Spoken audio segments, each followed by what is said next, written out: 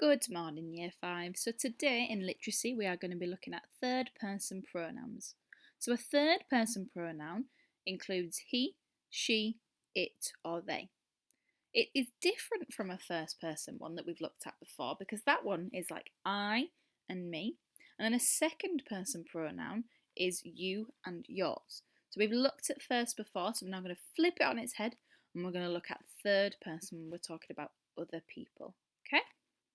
So here is a little starter activity for you to sort out these pronouns into first, second and third person pronouns for me.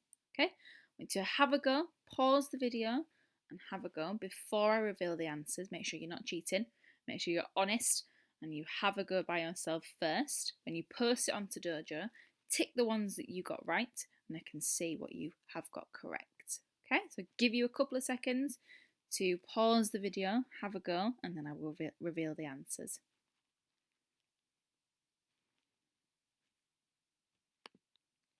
And you should have them like so. Okay, so you should have your first person pronouns, which relates to ourselves, second person, which is somebody else, and third person, which includes she, he, they, theirs. Okay?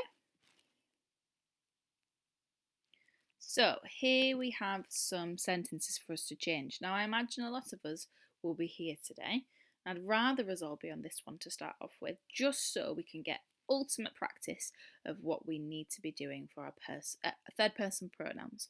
So the instructions for these include writing these sentences out and underlining the pronouns in each sentence. So here's our example. We have Lewis was not afraid of heights. He was afraid of falling from heights. So what do you think our pronouns are in this sentence? Well, these two sentences. We've got he, which is a third person, and we've got Lewis, and that's a personal pronoun as well because it's Lewis that is afraid of it. So we should have those two in our example, so they would be underlined.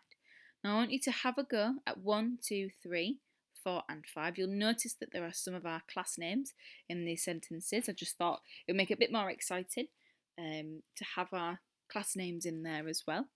Make sure you look for first, second and third. You will be able to tell if you've completed that first grid. That will help you immensely for this question. Okay, so have a go and then move on to these next questions when you are ready.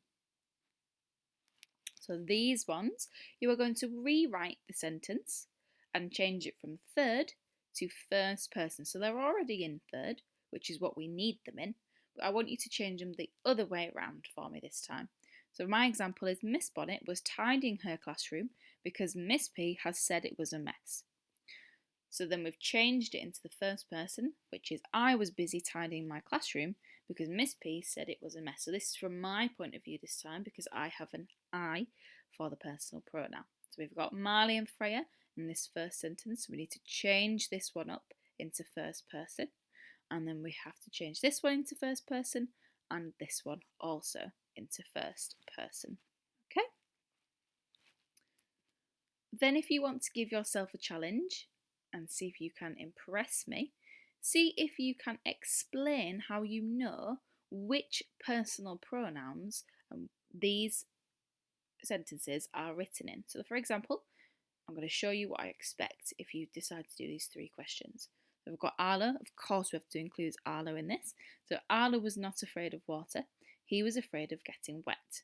So this sentence is written in third person because the character's name is used, which is here, and so is the pronoun he, which is here. So we know it's in third person because we have used third person pronouns and the person's name has been used. Okay, we've got 1, 2 and 3. You need to tell me which person they are used in, and I need you to explain how you know that. So again, if you keep that table you did at the beginning, that will make it a lot easier for you when it comes to explaining how you know. And that is our third person pronoun lesson for today.